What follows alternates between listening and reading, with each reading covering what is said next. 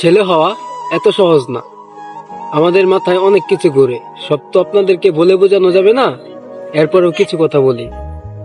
আমরা ছেলেরা বউয়ের সামনে মার সাথে ভালো ব্যবহার করলে মায়ের আঁচলে থাকা সন্তান, আর যদি মায়ের সামনে বউয়ের সাথে ভালো ব্যবহার করি তাহলে বউয়ের গোলাম। আমরা যদি আমাদের ছেলে মেয়েদেরকে শাসন করি তাহলে আমাদের দয়া মায়া নাই, আর যদি ছেলে মেয়েদেরকে শাসন না করি তাহলে আশকারা দিচ্ছি। আমরা যদি বউকে দিয়ে জব করাই তাহলে বউয়ের কামাই খাই, আর যদি বউকে দিয়ে জব না করাই তাহলে সন্দেহ করি।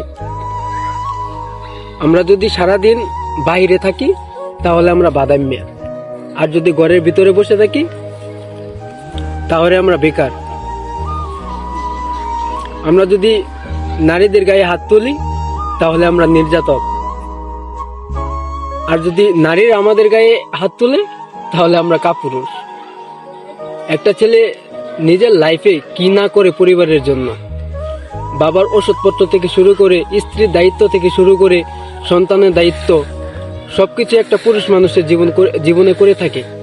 আর একটা দিন যদি একবার কোনো কাজে ভুল করে থাকি তাহলে সবকিছুই শেষ, কোনো কিছু আর মনে থাকে না।